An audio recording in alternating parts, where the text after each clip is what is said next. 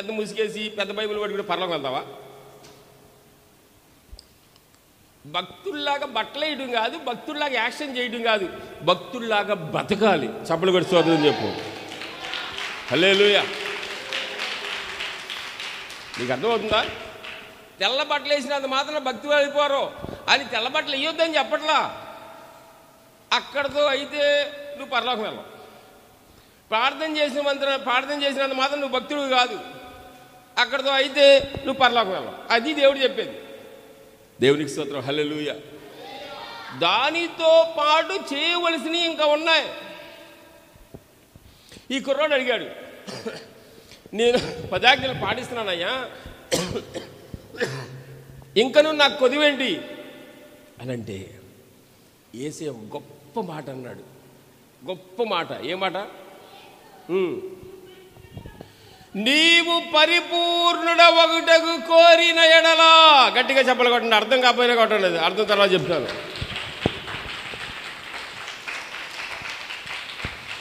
ఇప్పుడు నా వెనకాల చెప్పండి.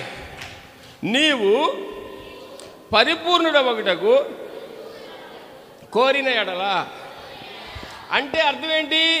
నువ్వు 10 ఆజ్ఞలు పాటిస్తున్నావు కానీ అబ్బాయి, అది పరిపూర్ణత కాదు. నువ్వు ప్రార్థన చేస్తున్నావు కానీ పరిపూర్ణత కాదు. నువ్వు వాక్యం వింటున్నావు, నువ్వు చదువుతున్నావు కానీ పరిపూర్ణత కాదు. నువ్వు ఉపవాసం ఉంటున్నావు, అది పరిపూర్ణత కాదు. నువ్వు సహవాసంలో ఉంటున్నావు, పరిపూర్ణత కాదు. నీ భక్తిలో డబ్బులు లేకపోతే పరిపూర్ణత కాదని యేసయ్య చెప్తున్నాడు. నువ్వు పరిపూర్ణుడవు కాదు. ప్రార్థనే పరిపూర్ణత అయితే యూదా ఇస్కరియోతు కూడా పరిపూర్ణుడే. ప్రార్థనే పరిపూర్ణత అయితే కయ్యను కూడా పరిపూర్ణుడే. హేబేలు కయ్యను గురించి మీకు తెలుసా తెలీదా? తెలుసా తెలీదా? కయ్యనుతో దేవుడు మాట్లాడేనా లేదా? మాట్లాడేనా లేదా? దేవునితో మాట్లాడటం అంటే అర్థం ఏంటి? దేవునితో మాట్లాడటం అంటే అర్థం ఏంటి? ఎవరు మాట్లాడరా? హలో జాన్సన్, ప్రార్థన అంటే ఏంటి? మరి కయ్యను దేవుడితో మాట్లాడా? మాట్లాడే లేదా? కయ్యను భక్తిపరుడే. ఒకవేళ ప్రార్థనే భక్తి అయితే కయ్యను భక్తిపరుడే. ఒకవేళ ప్రార్థనే భక్తి అయితే యూదా ఇస్కరియోతు కూడా భక్తిపరుడే. వాడు యేసుక్రీస్తు ప్రభు శిష్యుల్లో ఉన్నాడు. మార్కు శుభవార్తలో ఏమని రాస్తుందంటే, ఇద్దరిద్దరిగా పంపించినప్పుడు వాడు కూడా వెళ్ళి అద్భుతాలు చేసి వెనక్కొచ్చి రిపోర్ట్ ఇచ్చాడని రాస్తుంది. ప్రార్థన చేసేవాడల్లా పరిపూర్ణుడు కాదు. హల్లెలూయా. ఇది ఎన్నో వచ్చిన? 21వ వచ్చిన. జాగ్రత్తగా ఆగండి.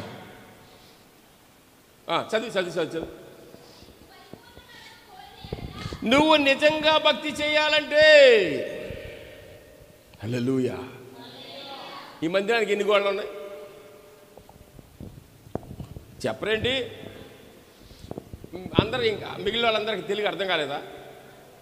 అందరూ చెప్పాలి. మందిరానికి ఎన్ని గోడలు ఉన్నాయి, ఎన్ని కప్పులు ఉన్నాయి? 1 కప్పు. 4 గోడలు 1 కప్పు. చెప్పాలి గట్టిగా, అందరూ చెప్పాలి. ఇప్పుడు ఈ గోడ లేదనుకో,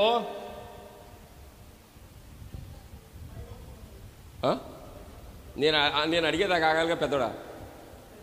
ఈ గోడ లేదనుకో, ఈ మందిరం పరిపూర్ణంగా కట్టబడినట్లా చెయ్యూపకుండా చెప్పాలి. సరే, ఇది కట్టారు, ఆ గోడ లేదు, మిగిలిన 3 గోడలు ఉన్నాయి, మందిరం పరిపూర్ణంగా కట్టబడినట్లా.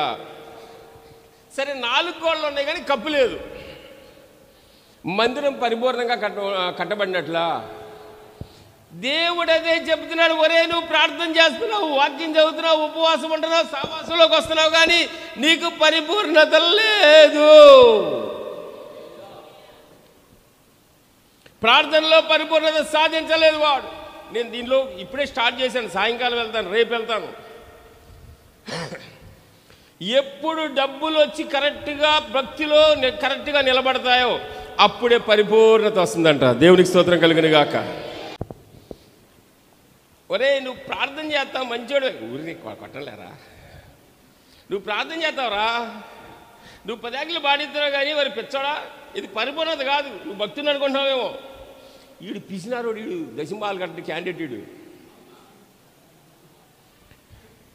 ఇప్పుడు పాత నిబంధనలో దశమభాగం కట్టాలా లేదా? ఎవరు మాట్లాడరే? ఎవరు మాట్లాడలేదు. కొత్త నిబంధన గురించి తర్వాత చెప్తాను. ఇప్పుడు పాత నిబంధనలో ఉన్నాం కాబట్టి అక్కడి నుంచి స్టార్ట్ చేశా. దేవుడికి ఇవ్వాలి. కైసర్ అంటే రాజు, రాజుకి ఇవ్వాలి. దేవునికి స్తోత్రం. దేవుని కార్యాలు మన జీవితంలో జరగకుండా ఉండటానికి కారణం ఏంటంటే మనం పరిపూర్ణమైన భక్తి చేయట్లేదు. నువ్వు పరిపూర్ణ ఒకటి కోరిన ఎడల ఒరే శ్యాముగా వెళ్ళి నీ ఆస్తిని అమ్మి బీదలకిమ్ము. ఆగాలి.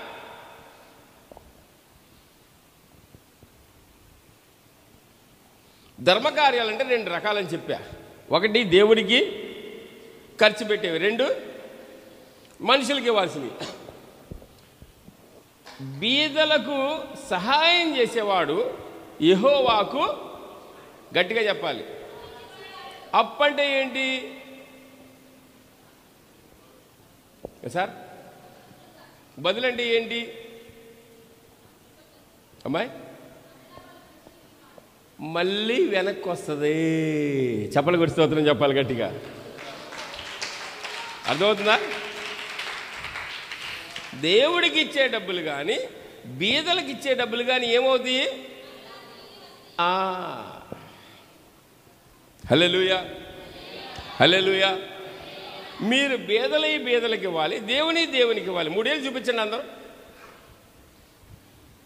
కొంతమంది చూపించాల, పరిశుద్ధుల్లా కూర్చున్నారు, పరలోకం వెళ్ళరు. మీరు చెప్తున్నాను 3 ఏళ్ళు చూపించాలి అందరూ. ప్రతి రూపాయిలో 3 భాగాలు ఉంటాయి. ఇప్పుడు 3 భాగాలు ఉంటాయి అంటే 3 ముక్కలు చేసేపోకండి తీసుకెళ్ళి.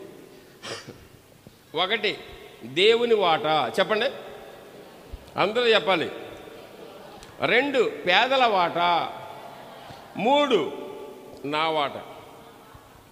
అర్థమవుతుందండి? ప్రతి రూపాయలు 3 భాగాలు. 1వ భాగం, 2వ భాగం పేదలది, 3వ భాగం. దీన్ని కరెక్ట్గా ఖచ్చితంగా ఖర్చు పెడితే నీ డబ్బులు దేవుడు నీకు ఇచ్చేస్తాడు. చెప్పలు కొట్టి స్తోత్రం చెప్పాలి. హల్లెలూయా.